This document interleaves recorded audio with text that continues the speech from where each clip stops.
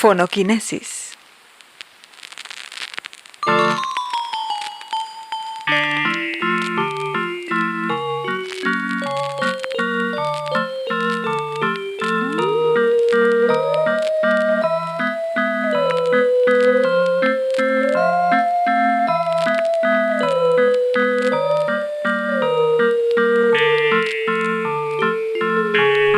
Pues buenos días, buenas tardes y buenas noches. Bienvenidos sean todas y todos ustedes a un episodio más de Fonoquinesis.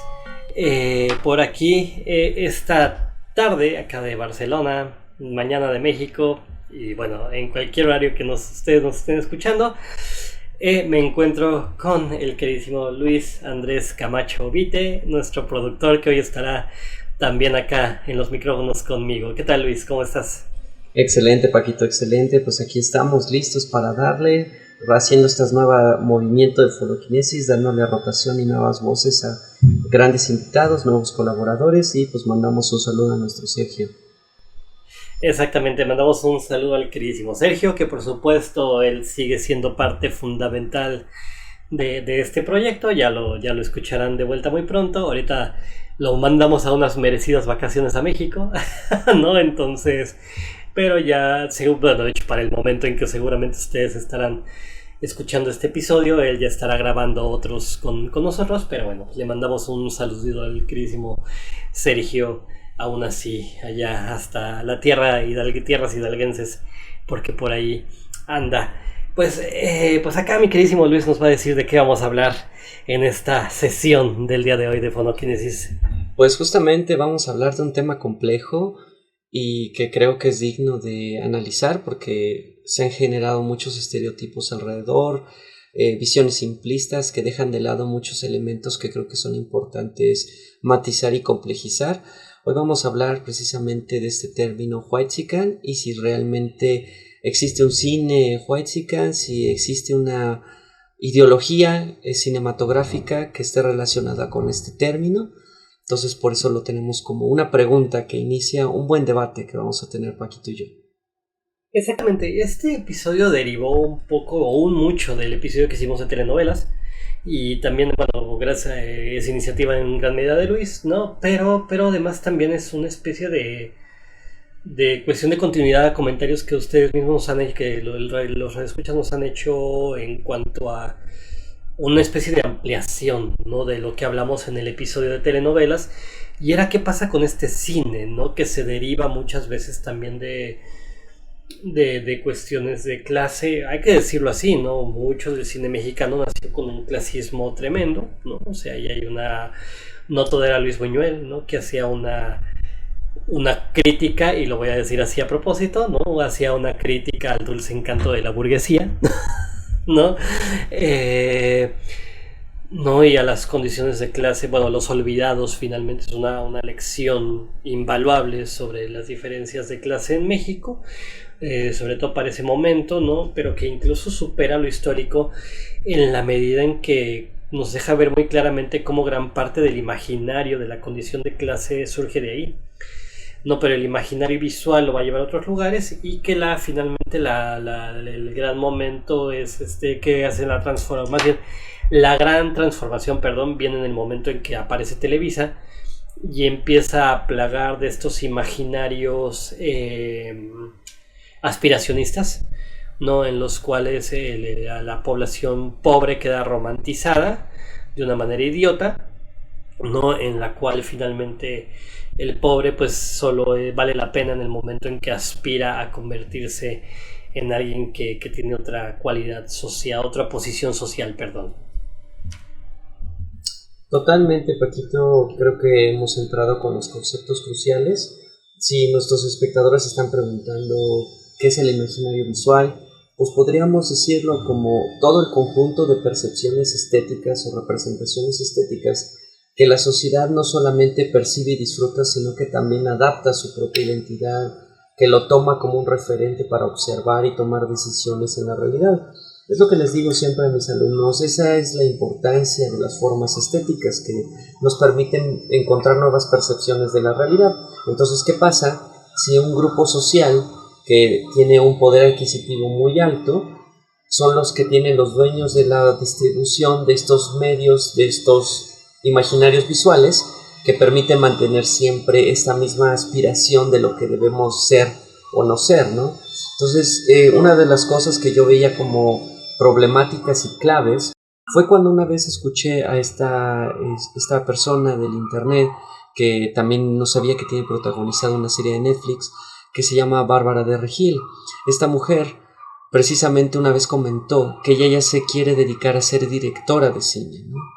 Y esto me llamó mucho la atención, Paco, porque dije, claro, puede expresarse, puede realizar formas estéticas, pero estoy seguro que lo problemático no va a ser solo lo que ella ponga en la película, sino más bien la forma en que se distribuya, porque estoy seguro que va a tener mayores oportunidades de formar partes de imaginarios colectivos, de estar en todos lados, que cualquier otras películas que estén analizando otros aspectos de nuestra realidad. Entonces, creo que uno de los elementos problemáticos es los medios de distribución y el poder adquisitivo que tienen para controlarlos. Entonces, ¿qué ideas son las que se están distribuyendo, ¿no? Exactamente, de hecho ya en algún momento, ¿no? También lo hemos hablado, no se crean, preferimos empezar con esto porque, insisto, era una especie de continuidad a las telenovelas, pero ya hablaremos del otro cine mexicano, ¿no? De ese que le cuesta trabajo distribuir, que, o sea, tenemos ahí un par de episodios mucho más generales, ya después en algún momento habrá episodios específicos sobre directores o cosas así por el estilo, pero también nos interesaba mucho dar estas visiones generales del cine mexicano. Ya que nos encargamos con la telenovela, pues valía mucho la pena seguir con este episodio. Y como dice Luis, ¿no? O sea, finalmente, Marx de nuevo, ¿no? ¿Quién es el que tiene los medios de producción? ¿No? O sea, ¿quiénes son los que tienen los medios de producción? Y en este caso, muy importante para el cine, de distribución. No, o sea, es decir, porque como dice Luis, ¿no? O sea, el contenido ideológico de una película no es nada más que vaya a existir, sino que se va a distribuir. Justamente he ahí mi conflicto con este asunto de, por ejemplo, ahora que está de moda en Hollywood, ¿no? Es que tenemos que pelear porque hay igualdad de pagos entre hombres y mujeres y que haya más representación femenina de directoras en los Oscars y de latinos y de quién sabe qué y bla bla. O sea, con lo cual no estoy peleado, ¿no? Obviamente tiene que haber más representación. Pero bien dicen por ahí, ¿por qué el oprimido le pide al opresor que lo reconozca? Eso es a mí lo que me llama la atención, ¿no? O sea, ¿por qué estar esperando a que sea la misma academia que tanto se ha criticado a lo largo de los años el que reconozca que esas narrativas existen? A mí me parece muy contradictorio, ¿no? Entonces justamente más bien es eso, ¿no? O sea, que muchas veces no pensamos en qué otros canales de distribución puede haber, ¿no? Sino que nos aferramos a que nos reconozcan en los mismos que son opresivos, ¿no? Entonces finalmente, por ejemplo, en el caso de México, ¿no? Hay una particularidad que es muy importante señalar, que en realidad prácticamente en este momento todos los dueños de salas son los distribuidores con dinero del cine mexicano. Cinépolis, Televisa de nuevo. O sea, es decir, son de nuevo quien ostenta esos grandes medios, son los que tienen la posibilidad de distribuir. Entonces distribuyen sus contenidos, ¿no? Y como bien... sí. No, venga. Y como bien nos explicó Gerardo Herrera en el capítulo de Zoom F7, ¿no? Que todas las otras películas son relegadas a los horarios que no tienen visitas, a los horarios que no tienen elementos, y aparte les cobran por mostrar y les hacen unos supuestos descuentos que vimos que en realidad son métodos de control para evitar que ciertos contenidos o ciertos imaginarios, ciertos conceptos estéticos generen diversidad de formas de ver, ¿no? Entonces yo veo que ese es el verdadero problema, porque por ejemplo mis alumnos, muchos de ellos consumen contenidos de youtubers e influencers, que también tenemos que analizar muy bien a qué nos referimos como influencers. Youtubers, queda claro, son personas que están realizando contenidos específicamente para esta plataforma, como nosotros estamos haciendo en este momento, pero lo de los influencers llega a un punto más profundo, porque tienen figuras que casi son santificadas, idealizadas de tal forma que lo que digan es, ¿no? Y lo que digan se vuelve meme, lo que diga se vuelve mediatizado. Y entonces la gran pregunta que siempre les hago es, bueno, pero ¿no se han preguntado por qué siempre te sale a la primera en tu página de YouTube? ¿Por qué se le da preponderancia y prioridad a estas personas? ¿O por qué muchas de estas personas que realizan estos contenidos se muestran a sí mismas como categorías y ejemplos de éxito social y económico, que hasta justamente se afanan de decir que se salieron de la escuela? Y les digo a mis alumnos, oigan, bueno, piénsenlo bien, si ustedes se salieran de su escuela en este momento, ¿qué tendría que suceder en su contexto para que puedan hacerlo e iniciar un negocio a través de YouTube, ¿no? ¿Qué necesitan? Tanto energéticamente, recurso económico o personal o de servicio para que puedan hacer eso. Y entonces se quedan, pues obviamente, profesor, no podemos hacer eso, no podría. Necesitaría yo un gran capital para poder decir, pues borrón y cuenta nueva y me dedico a otra cosa. Entonces les digo, ¿por qué se mencionan tantos imaginarios colectivos de éxito en torno a estos medios audiovisuales? Y sobre todo, ¿por qué nos llegan de distribución tan fácil? Porque, les digo, obviamente el algoritmo está beneficiando a estas personas, ya sea porque paguen para que el algoritmo los beneficie, como también al algoritmo le conviene mantener la atención de los espectadores a estos contenidos. Entonces se favorece para que salgan inmediatamente, y hasta probablemente la censura que YouTube luego nos pone por mostrar videos que reseñamos y hasta ponemos la cita, probablemente para estas personas no suceda con el mismo agresividad este algoritmo. Entonces hay una preferencia, ¿no? Y hay una fuerte invisibilidad, una manufactura, un movimiento, un proceso invisible del cual no nos estamos dando cuenta, que está normalizando estos contenidos y estas imágenes de éxito, ¿no? Total. Es decir, nuestra cultura sigue siendo aspiracional.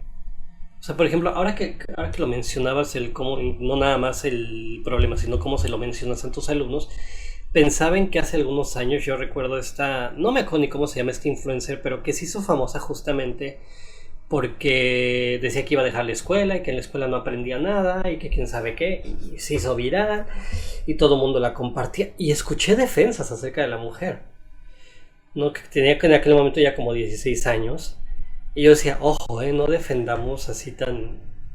Cuidado con lo viral, justamente porque nos hace acríticos, ¿no? Entonces el hecho de que esta mujer aparezca nada más criticando a la escuela, sí, pero a ver, hablemos del sistema educativo.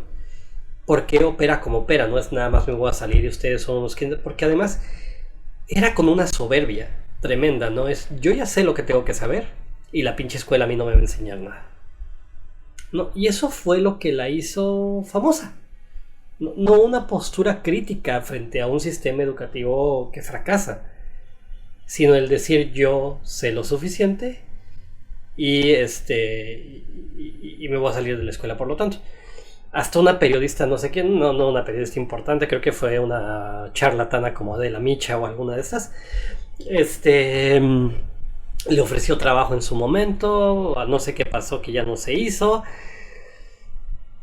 pero insisto, incluso mucha gente que yo conozco y aprecio la defendía, y yo decía cuidado, ¿no? Y efectivamente, a los 2 meses la mujer, como no tenía ya tantos seguidores, estaba haciendo un reto que consistía en, creo que era meterse un condón por la nariz y sacarlo por la boca, ¿no? Entonces dices, claro, veamos cómo, cuidado, ¿no? O sea, en primer lugar, de verdad, ¿cuántos que lo hacen? O sea, por ejemplo, estamos muy conscientes, ¿no? De que en gran medida fonoquinesis entra en un mar que se va a perder, ¿no? Yo hacía la broma, ¿no? Que muchas veces estos podcasts son el mejor lugar para cometer un homicidio. A lo mejor nadie te esté escuchando, ¿no? O tendrías más público si sales a gritar a la calle, ¿no? No sé, o sea, algo por el estilo, ¿no? O sea, me acuerdo mucho que hace muchos años un amigo, Gerardo Castillo, y yo teníamos un programa que se llamaba El Consejo, ¿no? Un programa de radio que se llamaba El Consejo, y la rúbrica decía tal cual, ¿no? El Consejo. ¿Y por qué el Consejo? Porque casi nadie lo escucha, ¿no? O sea, era... porque, vaya, o sea, finalmente uno se pierde en un mar. Y de por sí, insisto, nos pasaba en aquel momento en la radio, y en una radio establecida como era Radio UNAM, nos pasaba en una radio establecida, pues ¿qué puede pasar en una situación en la que el podcast, el vídeo, el youtuber, etcétera, abunda, ¿no? Evidentemente, justo influye este factor que está destacando Luis, que el algoritmo va a seguir dando prioridad a aquellos contenidos que generan esta clase de aspiración. no a los contenidos independientes. Y esta clase de adicción, ¿no? Y lo interesante es que muchos de estos creadores de contenido, estos youtubers, poco a poco con su propio despliegue de personalidad y que obviamente han de tener todo un equipo detrás, no solamente son la imagen de este producto, de esta empresa que están realizando, ya se empiezan a dar cuenta justamente, creo que es lo que sucedió sobre el origen de este término de Whitexican, fue que muchos de estos personajes empezaron ya a hablar de más, al soltarse más, no sabemos si son un personaje o ya ni siquiera hay una diferencia entre su personaje, actuación y su vida, digamos, real, y justamente muchos de ellos mencionaron cosas que evidenciaron algo muy, muy fuerte, que se encuentran en una realidad económica, social, política y hasta militar que les permite no estar conectados con ciertas problemáticas de otras esferas de realidad que se están en su entorno. Entonces yo les digo a mis alumnos, más que llamarlos de esa forma, yo creo que los podríamos llamar personas que viven en una burbuja o personas que viven en un domo al estilo show de Truman, pero que justamente pagan para estar aislados porque esa es la comodidad no solo física, sino es la comodidad mental e ideológica de que no tengo ninguna empatización, conexión o relación con los movimientos sociales, con las problemáticas mexicanas. Entonces, al mostrar estas incoherencias que para ellos no son incoherencias sino realidades, pero su público que sí se encuentra en esta realidad, es cuando ya surgió este término para identificarlos, que comenzó como un señalamiento y una sátira, ¿no? Eso es muy importante mencionarlo, ¿no? Recordemos que de hecho el término Whitexican va a derivar de otro, que era el mi rey. Y que tenía connotaciones políticas específicas, ¿no? Porque me acuerdo que el término mi rey aparece en el momento en que Peña Nieto gana las elecciones, en el año de 2012, ¿no? Porque pues, era de este grupo que además justamente deriva de Luis Miguel. Porque sí, Luis Miguel es la primera cara tal cual, ¿no? Que tenemos de este tipo de gente que a mí sí me resulta muy patética, ¿no? ¿No? De clase alta, ¿no? Que no es nada más que no vea los problemas sino que si pueden los anularía, pero anulando las vidas humanas que hay de por medio, ¿no? Y que piensa no en la justicia sino en la caridad, ¿no? Es decir, el hecho de que yo te dé un peso en la calle o te dé mi ropa ya te tendría que ayudar y échale ganas, ¿no? O sea, la gran visión de esto es Luis Miguel, ¿no? O sea, es la primera gran figura. O sea, incluso me acuerdo mucho que cuando se usaba el término mi rey tenía que ver mucho con cómo se desabotona la camisa a él, etcétera, que lo empezaban a imitar, o los de Timbiriche, ¿no? Etcétera, ¿no? O sea, había una imagen física que era la del mi rey, ¿no? Y que en realidad entraba en una de las tribus urbanas más, ¿no? Así se explicaba un movimiento de tribus urbanas, ¿no? Estaba el darky, estaba el hipiteca, estábamos los ponquetos, ¿no? Etcétera, estaban los escatos, ¿no? Etcétera, etcétera, y pues estaban los emos, y pues por ahí también andaba el mi rey, como otra tribu urbana que aparecía por ahí. A respecto de las tribus urbanas, Néstor García Canclini tiene un texto muy interesante donde analiza justamente la importancia en los 90 además del nacimiento de las tribus urbanas. Pero posteriormente justo, ¿no? Insisto, cuando en 2012 gana las elecciones de Peña Nieto, un periodista, no recuerdo quién, pero fue el que hizo la broma en uno de sus encabezados: vamos a entrar al mi reinato. ¿No? O sea, estamos entrando en el gobierno del mi reinato, ¿no? ¿Por qué? Porque todo el gabinete de Peña Nieto justamente estaba conformado por esta serie de sujetos con un privilegio enorme, ¿no? Con un privilegio así, pero estúpido, ¿no? Que además son incapaces de ver que justamente lo tienen, ¿no? O sea, creen que de veras, o sea, y a mí me ha tocado oírlo, ¿no? Tal cual, o sea, así en vivo. O sea, es mi esfuerzo, ¿no? El que me ha puesto aquí, y no reconocemos que, a ver, perdón, pero por ejemplo a Carlos Slim no lo hizo su esfuerzo. A Carlos Slim lo hizo el grupo de concesiones, ¿no? Que cuando privatiza Carlos Salinas de Gortari, teléfonos y otras tantas empresas, él los obtiene, ¿no? Pero esos eran bienes del pueblo. Entonces finalmente es como nacen estas grandes fortunas. Entonces lo que muchos de ellos no se atreven a reconocer es que están ahí por herencia, no por que ni siquiera en un esquema meritocrático como el que tanto presumen, estarían ahí si no fuera porque heredaron algo. Y que los que están son la excepción, que le gusta el capital, porque le gusta hablar de esas historias de éxito, ¿no? Entonces, justo, insisto, 2012 va a ser un paso tremendo para justamente cómo se confirma el término. Y como dice Luis, eso no hay que perderlo de vista. Es un término que se gestó a partir de la sátira. Y de la sátira que se daba en internet.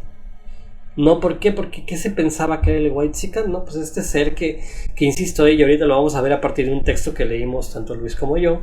No, vamos a ver que no tiene nada que ver con el color de piel, sino de que tiene que ver con la defensa de un estatus, y cómo en esa defensa del estatus, ¿no?, se suprime las existencias de los que no pertenecen a él. Exacto, eso es lo fuerte de este gran texto de nuestro queridísimo Bolívar Echeverría.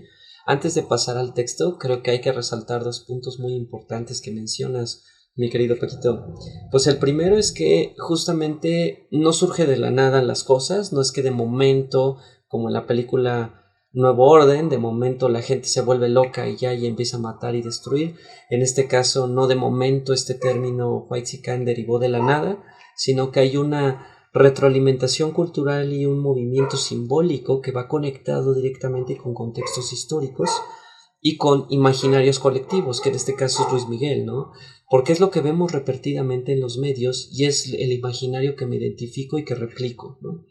Aparte potencializado por las grandes compañías de ese momento y los medios de distribución de ese momento.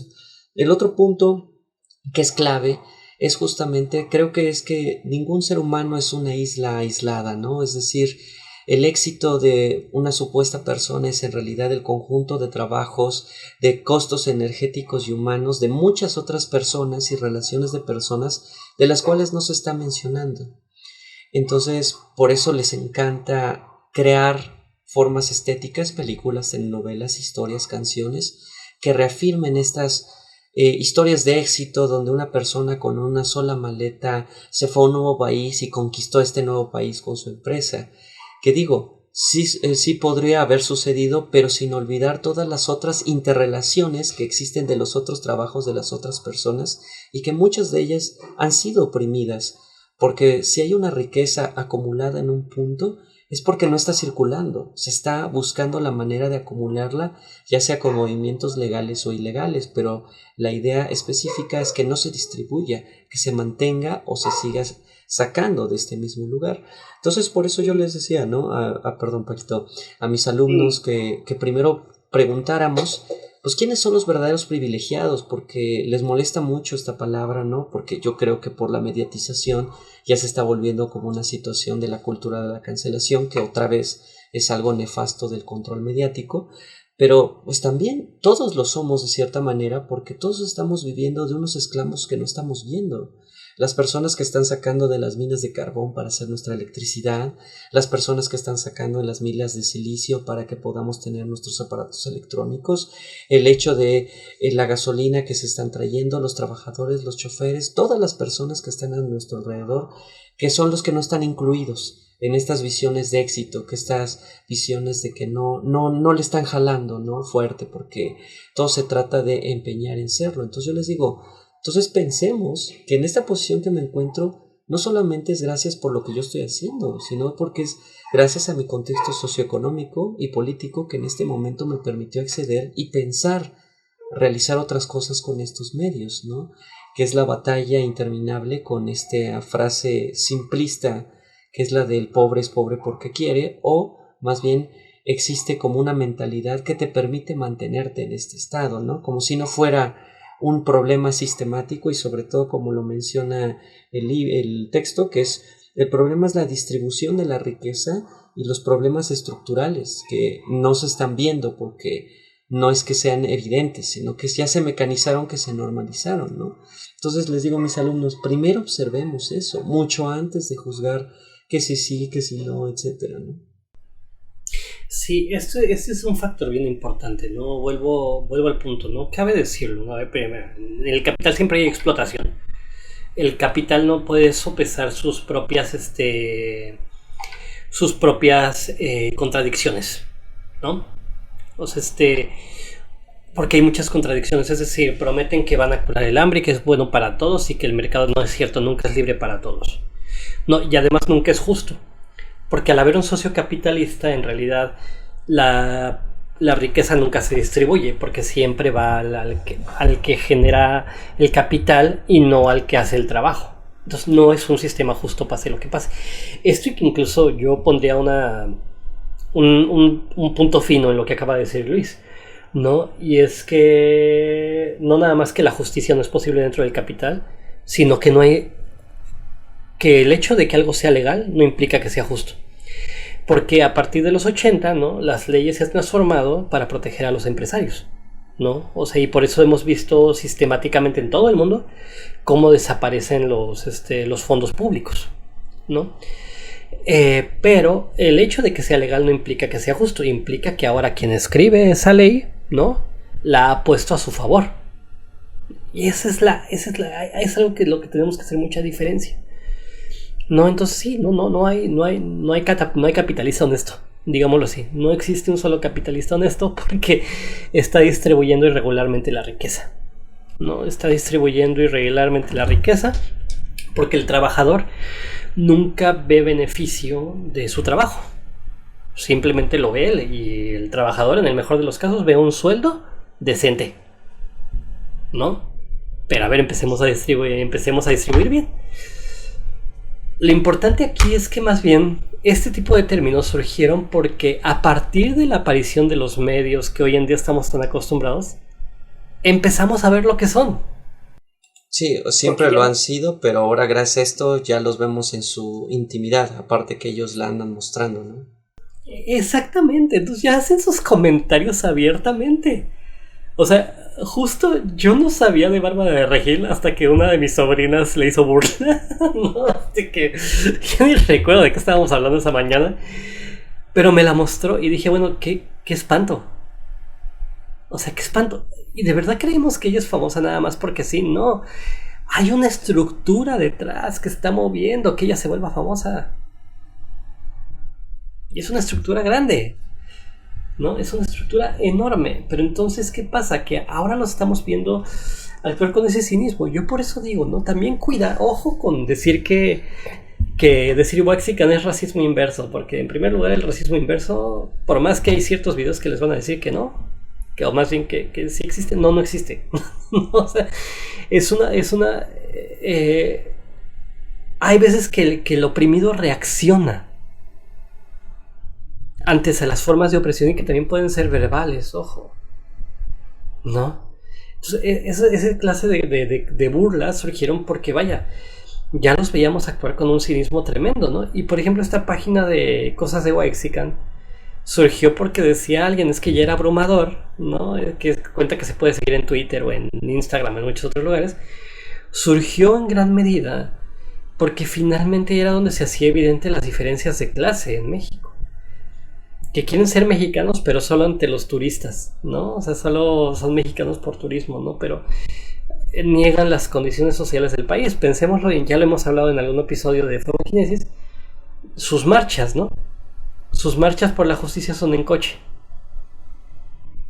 O poniendo un campamento al que nunca van a asistir y además llevando a gente para que lleve sus cosas al Zócalo, ¿no? Es decir, todo lo que hacen o dice, o tomarse fotos, todo lo que hacen o dicen, esté evidenciando, e insisto, con estos medios es lo que nos pasa, que ahora tenemos pruebas claras de qué tan perdidos en sí mismos están. Sí, exacto. Entonces yo creo que en realidad esta página no solamente es una parodia, creo que es todo un estudio antropológico y una forma de resistencia, ¿no? Porque es para que no nos creamos precisamente esta narrativa de la blanquitud ética del empresario, que es aquí donde entra muy bien el término de Bolívar Echeverría, que me llamó mucho la atención. Perdón que te interrumpa, Luis, nada más para aclararle al público, estamos hablando a partir también de un texto que se llama Imágenes de Blanquitud, de Bolívar Echeverría. Probablemente en Google, en PDF. Justamente yo me hacía la pregunta, ¿no? ¿En qué momento la cuestión biológica de la tez de piel se relacionó con esta figura de la personalidad del empresario capitalista exitoso que da trabajo, que da empleo, que puede permitirse costear ciertas comodidades. ¿En qué momento, no? Y entonces aquí mencionó algo nuestro Bolívar Echeverría muy interesante, que se hizo una combinación de los valores entre la modernidad capitalista, la ética del protestantismo puritano y las características raciales. Es decir, es algo que no es reciente, es desde el siglo XVII. Me sorprende porque cómo una percepción ideológica religiosa se une y se combina con una percepción capitalista que crea como una blanquitud de ética, es decir, como una blanquitud del espíritu, lo que debe de ser puro, lo que debe de ser como una forma ideal de mostrarse ante los demás y de ejercer tu creencia ideológica.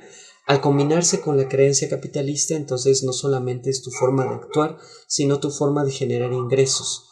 Entonces lo llama muy bien un grado cero y lo equipara con la imagen del hombre máquina o la máquina con alma humana. O sea, ya no somos humanos porque nos quitamos toda identidad externa para volvernos súper puros, tan puros que no tenemos identidad porque estamos en favor de ¿qué? De la máquina industrial, ¿no? Sí, justamente, ¿no? Entonces ahí ya no pensemos en que lo que está diciendo Bolívar Echeverría elabora un nuevo tipo de racismo, ¿no? Porque ya no tiene que ver con la condición del color de piel ni nada por el estilo, sino que se elabora con quién está dentro y quién está fuera de ese sistema. Exacto. ¿Quién puede blanquear su vida? Así lo menciona. Exactamente, ¿no? Que es esta condición de pureza de la que está hablando Luis. Es un texto de verdad interesantísimo. Bueno, mi querido maestro Bolívar era un genio, de verdad, bueno, era brillante, vaya, y este texto posiblemente sea de sus momentos, de los muchos que tuvo muy lúcidos, ¿no? Entonces, justamente, ¿no? Aquí, efectivamente, lo blanco tiene que ver, no, insisto, no tanto con el color de piel, no es lo que se está criticando, ¿no? Sino que lo que se está criticando es que a partir de ello se elabora un sentido de pureza válida, ¿no? Entonces, justo, ¿no? Si se fijan, una característica de este tipo de personajes es que siempre se consideran autoridades morales. Son los que pueden decir que está bien y que está mal. Entonces, tal cual, ¿no? O sea, y esto no creo que lo había comentado en algún momento, pero tuve una vez un alumno que tal cual me entregó un trabajo donde decía que, por cierto, hijo de un empresario mayor en México, ¿no?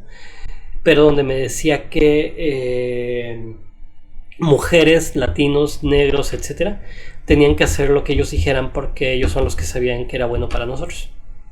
O sea, es decir, así tal cual lo escribió, ¿no? Entonces, por eso cuando hasta lo envié como prueba, porque pues obviamente lo trueno cualejote, ¿no? O sea, porque era una clase de ética además. Y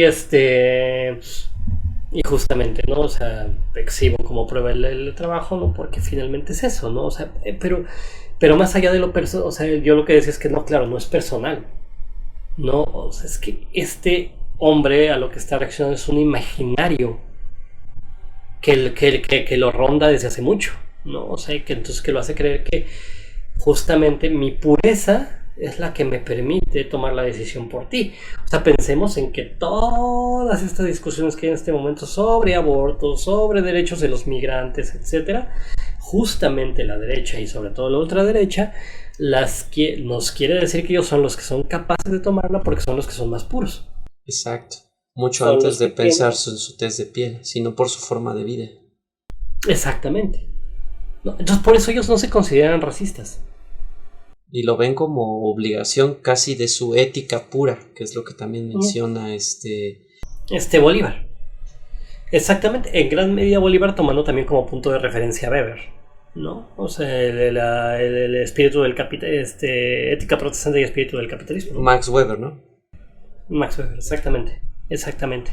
Bien, si entonces Bolívar Echeverría va a tomar elementos de Weber, ¿no? Está pensando mucho en esta ética del protestantismo porque finalmente ellos son los que introducen más este elemento de la pureza, ¿no? Lo virginal, etcétera. Ojo, que también fue muy tomado por el fascismo, ¿no? O sea, había esta justificación, pensemos en lo que, bueno, en el fascismo y en el nazismo, ¿no? Pensemos en lo que decía Hitler, ¿no? O sea, estaba buscando la raza pura, ¿no? Entonces, estos elementos de la pureza están muy introyectados en el capitalismo, ¿no? Entonces, por eso lo que se critica es una identidad, no es una identidad, ¿no? Sino una serie de posiciones morales, que se reflejan además en los dispositivos que operan sobre la vida económica de los otros, ¿no? Entonces, por eso, por ejemplo, algo que creo que todo el público debe tener, y que en general tendríamos que tener muy en claro en la vida cotidiana, es que cuando la lucha de clases no apela a la identidad, ¿no? Y las identidades sí son bien importantes, ¿no? Qué bueno que ya descubrimos esas políticas identitarias del ser mujer, el ser negro, el ser latino, el ser indígena, etcétera, etcétera. Qué bueno que ya se descubrieron todas esas identidades. Pero justamente, ¿no? Habría que pensar en que hay otros planos también de encuentro. Y uno es la lucha de clases, porque todos somos precarizados por este sistema. Lo que es la gran población del mundo es en realidad una población que está constantemente precarizada. Por eso la lucha de clases no es una identidad. Lo que hace la lucha de clases es reconocer que las condiciones materiales para hacer digna la existencia no se están cubriendo. Eso es lo que reconoce la lucha de clases. Las condiciones materiales necesarias para hacer la existencia no se están reconociendo. Entonces, es ahí donde aparece este asunto. Ojo, lo que está pasando con este tipo de gente que se enoja porque los critican en redes sociales es que creen que se está apelando a su identidad. Y no es por ahí, sino justamente a la negación de que el lugar que ocupan se basa en la opresión de las otras formas de vida. Sí, exacto, por eso siempre muy interesante que menciones este punto de lo que yo he visto de los ejemplos de estas personas justificando el por qué dijeron lo que dijeron. Muchas de ellas argumentan que no fue decisión de ellos, que era su personaje o que fueron mal aconsejados. Siempre es como no una cuestión directa, nunca han aceptado como su error propio. Siempre dicen que es otra persona, pero lo hablan como si hubiera sido un ataque hacia su persona, ¿no? Es mi culpa directa que la gente esté en la calle pidiendo dinero porque es mi culpa directa, ¿no? No, de lo que se está hablando, y el problema es que no lo ven, de esta sistematización de la distribución de la riqueza y de los medios de adquisición para tratar de mejorarla. Precisamente fíjate que antes de que hiciéramos este episodio encontré un libro muy interesante de Zygmunt Bauman que se llama Trabajo, Consumo y Nuevos Pobres, y ahí menciona con la metáfora de un casino el cómo funciona esta situación, en donde se argumenta y se explica muy bien cómo es que este grupo justifica que ellos están en lo correcto y que todo es personal, siempre todo tiene que ir a partir de ellos, de su identidad, y cómo el otro grupo se sataniza, se vuelve ajeno a la sociedad, no forma parte de la sociedad, pero necesitan que estén ahí, ¿no? Entonces lo menciona muy bien. Imagínate en una sala de apuestas donde los únicos que pueden apostar son los que tienen los medios económicos para hacerlo, pero tú quieres apostar porque te están sobreestimulando para que estés en el juego, te están incitando tu placer y tu deseo de formas estéticas, sea películas, cine, música, videojuegos, YouTube, para que tú estés viendo lo que puedes obtener dentro de este juego, pero tú no tienes fichas para jugar. Entonces te quieres salir del juego, pero te muestran la precariedad de cómo es la vida fuera del juego. Te muestran todas las situaciones negativas de cómo vivir fuera del juego y que no hay otra posibilidad fuera del juego. Entonces eso te obliga a regresar, pero como no tienes las fichas para satisfacer tu placer, cometes actos delictivos, situaciones, robar, asaltar para obtener ingresos rápidos y poder entrar dentro del juego del placer y del deseo.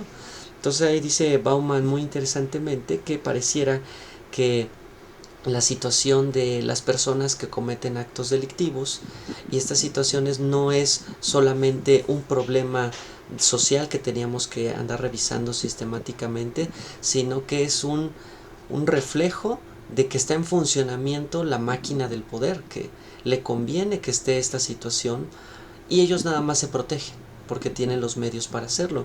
Y es lo que me recuerda mucho de la película del Nuevo Orden, que también fue una película que formó película de Michel Franco de 2019 2020 19 en realidad, yo la vi aquí en 2019, fíjate, porque yo me acuerdo mucho que estaba aquí en Barcelona cuando salió, fue en 2019, pero creo que en México, no sé si se habrá estrenado después o qué pasará, pero yo la vi acá. Sí, bueno, fue muy sonada porque también el propio director Michel Franco mencionó en una rueda de prensa que se estaba utilizando el término de whitexican en redes sociales cuando salió el tráiler de su película para hablar que su película precisamente era una película de esta categoría, y entonces él mencionaba que no, que estaban siendo racistas contra él y contra su equipo de producción. Entonces eso le dio más publicidad y precisamente por eso se incluye dentro de esto. Pero por ejemplo, viendo en la película podemos observar que precisamente está lo que estoy diciendo de Bauman, ¿no? Están los que están dentro del juego y los que no están formando parte del juego, pero están presentes para ser sobreestimulados, ¿no? De que miren lo que pueden obtener, miren lo que puedo obtener. Pero lo que me llama la atención de la película es diferentes elementos por los cuales creo que la gente pudo pensar en estos términos de sátira, de señalar las incoherencias que no pueden observar sistemáticas. Y creo que sería muy interesante ahora que habláramos qué pudimos observar de esta película, Paquito. Fíjate que sí, efectivamente, ¿no? O sea, justo te iba a sugerir eso, ¿no? Que pasáramos propiamente ya a cuáles son los imaginarios cinematográficos que se construyen y por qué en primer lugar decidimos analizar esta película, ¿no? O sea, porque nos parece que es la que contiene claramente esos elementos, porque además se propone como una especie de cine de arte, ¿no? O sea, en su autovisión del asunto, ¿no? Se quiere proponer como cine de arte, y de hecho es un cine que yo más bien en las últimas fechas llamo festivalero, ¿no? Que está muy hecho para festivales, ¿no? Que ahí están los Reigadas, ahí está Amat de Escalante, ahí está este hombre, ¿no? Michel Franco, está ay, siempre se me olvida el de Los Parecidos, uno que hace cine de horror, mexicano, ahora me acordaré del nombre, pero que hace un cine pavoroso y súper clasista, además súper clasista, y que llega al grado de decir que, por ejemplo, en Los Parecidos, la conclusión de su película es que la matanza del 68 se dio porque un niño con poderes hizo un berrinche en una estación de autobús y él fue el que hizo que todo el mundo se matara. Y además, ojo, igual a los estudiantes con los soldados. Como todos los hombres son por naturaleza malos, el niño hizo que se confrontaran. Entonces niega las condiciones históricas que hacen que el ataque se haya producido directamente por parte de alguien, que es de parte del ejército, ¿no? Y bueno, y mandados por el gobierno.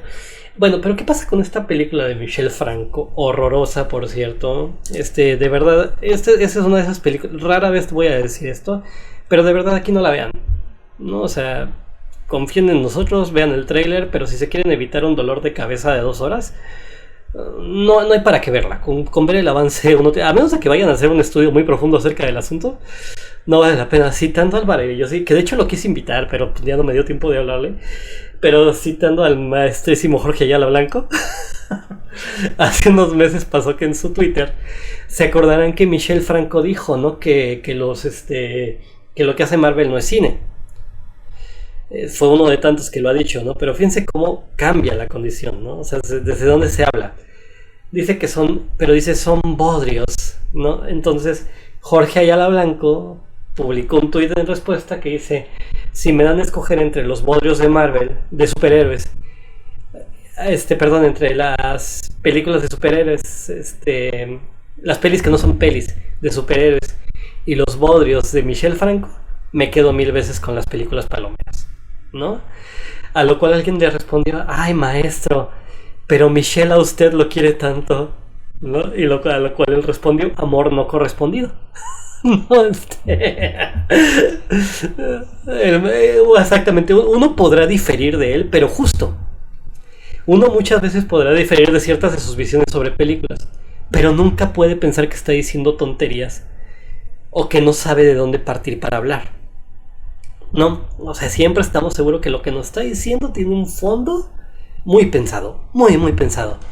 Justamente todo lo contrario ocurre en esta película. ¿Qué es lo que pasa? Empezamos en una como boda o graduación, o ya ni recuerdo, creo que es una pedida de mano, ¿no? En la película. Sí, exactamente, sí, tienes toda la razón, en una casa rica y de repente, de la nada, aparece una turba iracunda en la calle, ¿no? Que pues, los pobres deciden levantarse. Entonces te empiezan a... Y he aquí la pesadilla de un niño rico como Michel Franco, ¿no? Van a venir a mi casa, van a entrar y nos van a matar y nos van a hacer daño a todos. Ojo, es el imaginario sobre el crimen de esta gente, ¿no? O sea, no saben cuántas veces he oído a gente que dice, no, es que yo me quiero ir del país, me quiero ir de México porque hay mucha criminalidad, hay mucha violencia y que quién sabe qué, ¿no? Pero justamente lo dicen desde lo ajeno, porque no reconocen que quien recibe esa violencia es de nuevo el pobre. O sea que la violencia... Exactamente. ¿No? Entonces, bueno, viene la pesadilla del niño rico, ¿no? Que es que lleguen a su casa, la turba iracunda, una turba impersonal, apolítica, etcétera. Y tiene tanto efecto que incluso los empleados de la casa se empiezan a robar las cosas de los dueños de la casa. ¿No? Y de ahí, pues va para más. Entonces, pues, venga, venga. No, no, no, venga, venga, venga. Sí, justo es lo que te iba a decir. Yo, bueno, tengo varios puntos de esta película porque tuve el tiempo, la opción de tener el tiempo para verla a detalle. Porque justamente hubo mucho revuelo en internet que me podrían predisponer y yo dije, no, a ver, vamos a ver qué onda. Y lo primero que me llamó la atención fue que aunque está suponiendo un posible México ficticio, o sea, no está diciendo que es algo que vaya a pasar ya o es algo que esté sucediendo, sino que es como un poco como la ley de Herodes, aunque no está diciendo que existe San Pablo de los Agüeros, que es un pueblo que no existe, no está, sí está mostrando que es México en un supuesto futuro político, posapocalíptico, militar, etcétera, como ver las posibilidades narrativas de qué sucedería en esa situación. Aún así, siento que falta la profundización de las razones de este levantamiento, porque aunque fueran ficticias, tendrías que darlas a entender. Hay unos ciertos momentos donde vemos ciertas cosas en segundo plano, escuchamos en la radio, vemos un televisor o cuando están los policías revisando a los protestantes, los cadáveres, vemos que dicen grafitis de 60 millones de pobres, ¿no? Hay como detalles así en el fondo, pareciera porque cae mucho la ambigüedad de que la gente se está rebelando por la pobreza extrema que vive nuestro país. Ok, supongamos que esa es la supuesta ficción que se está haciendo, la gente se va a rebelar. Entonces, ¿cómo se organizaron? ¿Cómo sucedió este levantamiento? ¿Cómo el gobierno no lo supo antes y empezó a moverse antes? Como que hay muchos puntos fuera. Y precisamente el elemento que me parece casi sobrenatural, casi de película de terror, en el sentido de que en ese momento el fantasma hace su aparición de forma sobrenatural. Sí, hay un villano inexplicable, vaya, ¿no? Hay una malignidad inexplicable, claro. Cuando el propio Guarura de la propia familia rica que estaba protegiendo se voltea en contra de ellos, como si supiera que era en ese preciso momento de organización y de planificación cuando tenía que voltearse y pareciera que los protestantes lo conocen y saben de él. Entonces, tal vez a mí me hubiera parecido los protestantes de la protesta, ¿eh? Sí, no, no, no. Está en esta ficción de la película que están manchados de verde, ¿no? Ajá. Bueno, entonces a mí me hubiera parecido más interesante como ficción el saber cómo se organizaron, cómo planificaron, cómo prepararon este golpe y si hubiera sido más tenso el que nosotros como espectadores supiéramos lo que el grupo de protesta verde sabe y los supuestas víctimas de este momento no lo saben. Tal vez la película hubiera no tenido este trasfondo casi como tú bien dijiste, metafísico, paranormal, y hubiera sido una ficción que tratara de explicar una problemática social. Ese me parece como el punto más flaco de esta película porque pareciera que la maldad la tenemos adentro y se activó en algunos pero no en todos porque tampoco veo que algunos ricos se estén aprovechando la situación contra otros ricos, ¿no? Ya la otra parte que me parece interesante es que hubo pocos momentos de crítica hacia las personas que después del ataque sobrevivieron, y que hay ciertos puntos que dije, podría esto desarrollarse más, no profundizar más. Por ejemplo, una mujer está con una persona herida, que es el padre del actor que hace de Luis Miguel. Justo estamos hablando del personaje de Luis Miguel como el imaginario del mi rey, como el antepasado de esto. Y justamente en esta película el propio actor que interpreta a Luis Miguel en la serie sale en la película, ¿no? No sabía porque nunca he visto la serie, entonces ya no tenía idea, pero dice mucho, ¿eh? O sea, claro. No me sorprende. No me sorprende. Bueno, el chiste es que su mamá, que está cuidando al papá, o la persona está cuidando, le llama a la enfermera, oye, tráete un trapo y ayúdame a limpiar, ¿no? Y la enfermera dice, ¿de qué habla? Yo estoy aquí mi trabajo es cuidar a la persona herida. No, tráeme un trapo, que no sé qué, ¿no? Entonces es el único pequeño guiño que se ve en la película, donde decimos que a pesar de lo que pasó y a pesar de la situación, esta mujer de la alta esfera económica no puede realizar sus actividades mínimas, como limpiar, sin tener siempre alguien que la ayude, ¿no? Un pequeño guiño. Luego en la boda se empiezan a drogar las personas ricas y sus amigos se traen drogas, es de fácil acceso como si nada. Y bueno, creo que el único elemento que me pareció interesante de la película fue esta suposición ficticia de un estado militar, que justamente pues sí es terrorífico, ¿no? Por supuesto. Pero que nunca lo explota.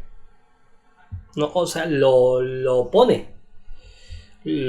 O sea, pero no vemos en realidad cómo, o sea, es que es eso, ¿no? O sea, finalmente este tipo de cine sí necesita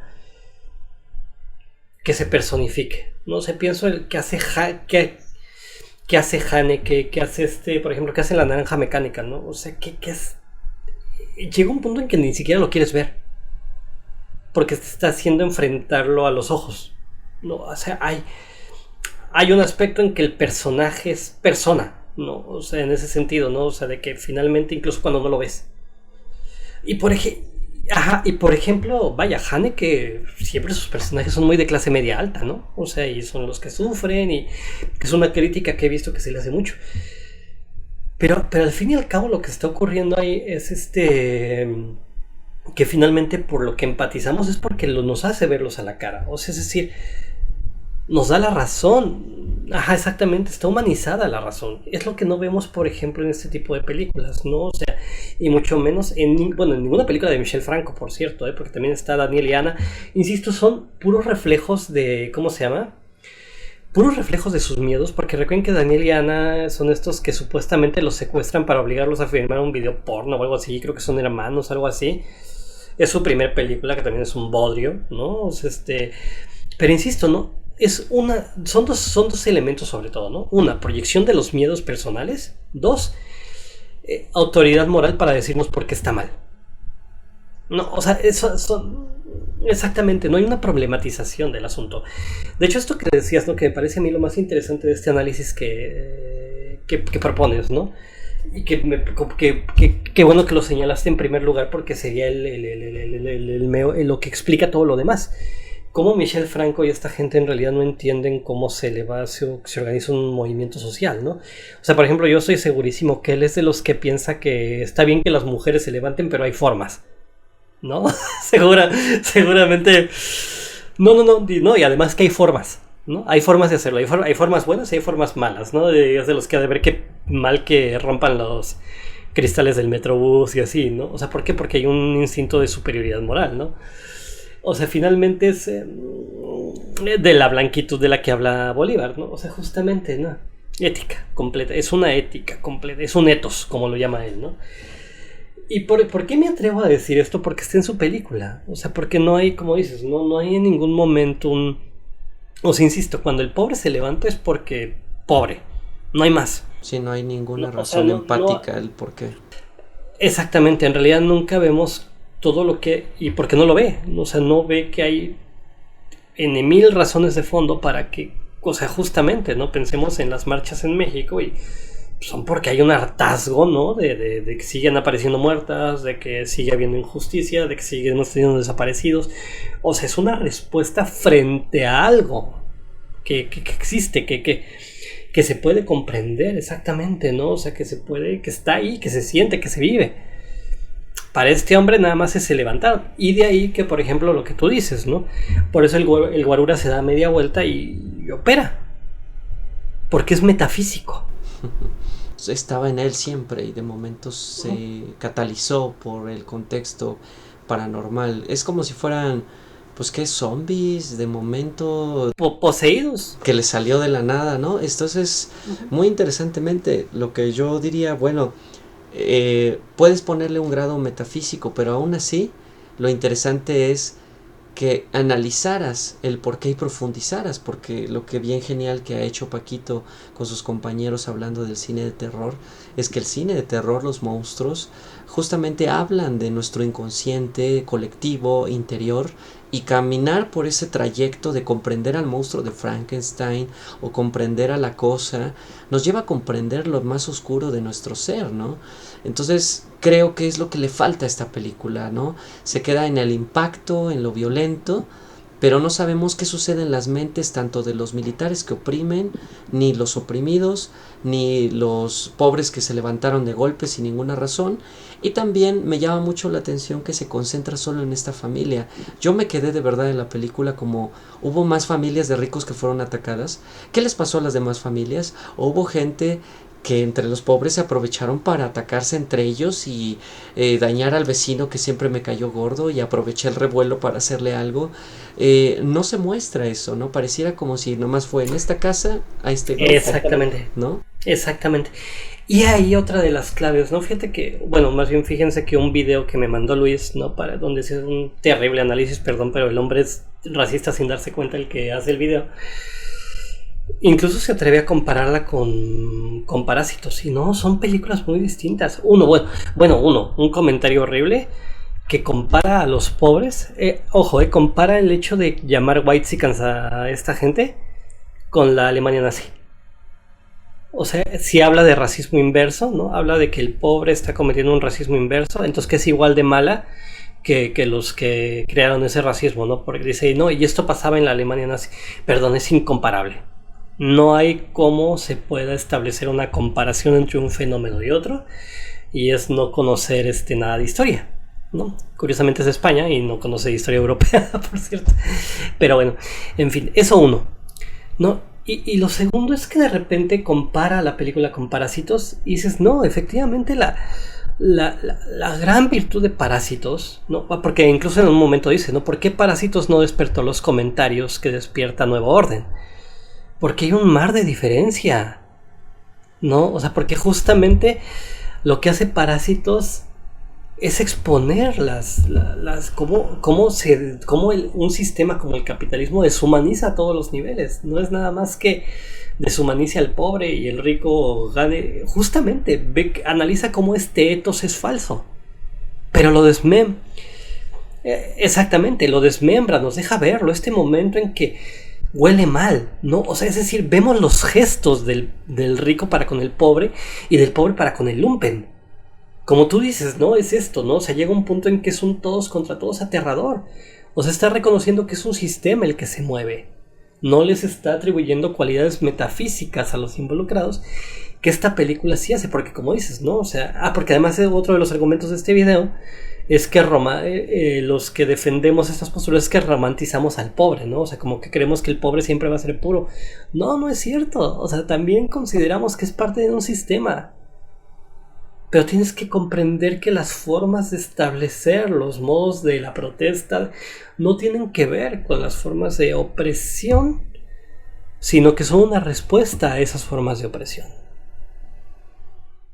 Y entonces finalmente ese tipo de cine, ojo, o sea, abunda. Joker está ahí. Joker hace exactamente lo mismo, ¿no? O sea, porque pone esta figura metafísica, que es el Joker, ¿no? Y no comprende lo que es un levantamiento, porque de repente todos ven al payaso, dicen, así es cierto, y se levantan. O sea, creen que la figura mesiánica es la que genera el movimiento, no la injusticia. Exacto, sí, y el enemigo tiene rostro, que es el papá de Batman, ¿no? Exactamente, Se es Thomas Wayne. personifica y otra vez se vuelve personal, es un ataque hacia la persona y no hacia el Exactamente, sistema, ¿no? Sí, exactamente, y fíjate que exactamente. regresando a la película, Paquito, creo que las partes que me llamaron la atención y que tenía mucho potencial para ir todavía más allá es cuando van a este centro donde vemos que tienen todas las cámaras de vigilancia de la Ciudad de México, y pareciera por un momento que están ajenos a lo que sucede, ¿no? Y hasta creo que hay un diálogo por ahí que dice, ¿y si hacemos algo? Y nadie responde. Y Ujú, dije, ah, bueno, ujú, esa escena hubiera sido interesante. O sea, estos que están observando desde sus televisores, que son las cámaras de vigilancia, están ujú. justamente, o son los estrategas de esta situación, los que pusieron estas piezas a luchar y no tienen rostro. Dije, ah, por acá va, pero pues dura unos 5 segundos. Y luego esta escena del general militar, que justamente al descubrir que no sé si ya sabía o hasta que se están descarrilando, también no hay una explicación como tal, que sabía que sus propios militares estaban ganando un dinero a través del propio secuestro de la gente rica, y precisamente al descubrirlos eliminan toda evidencia, tanto de los secuestrados como de los militares que estaban haciendo este negocio. Ese, ese contexto y ese tema, que al final el militar había prometido salvar a la hija de la familia amiga y al final terminó mandando a matarla para encubrir que el otro pobre fue quien capturó y mató a su hija, ¿no? Entonces Ujú. eso es un excelente detalle que me parece en el sentido de que da para mucho, pero otra vez se queda, o sea, como que la película para mí comenzó ahí, pero ya iba a acabar, ¿no?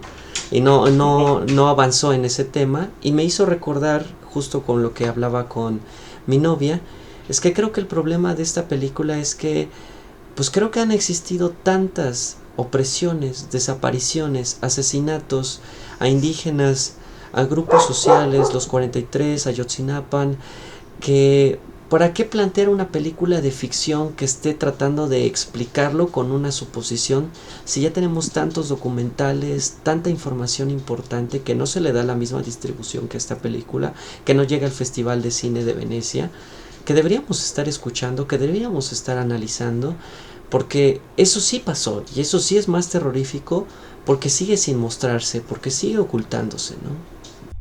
Y que bueno, yo ahí nada más diría, ¿no? Y esas ficciones también son necesarias, ¿no? O sea, pero justamente hay que asumir mucho la posición que tomamos. Creo que finalmente esta película padece algo de lo que para mí padece todo el mal cine. Bueno, todo el cine que no vale la pena, ¿no? O sea, porque lo hay, creo. Tiene la respuesta en lugar de formularnos preguntas. Esto es malo por esto. No, o sea, está mal que pase por esto. O sea, entonces parte de la conclusión. O sea, de hecho, de los primeros 2 minutos de la película y de todas las películas de Michel Franco, te das cuenta de hacia dónde quiere ir. O sea, ya hay una postura moral al respecto. Sí, ¿No? y otra vez el etos de Exactamente. de privilegio capitalista. Exactamente. Entonces, no, o sea, por ejemplo, ¿no? O sea, ¿qué hace Terry Gilliam en Brasil? ¿No? O sea, que por ejemplo también plantea un universo distópico.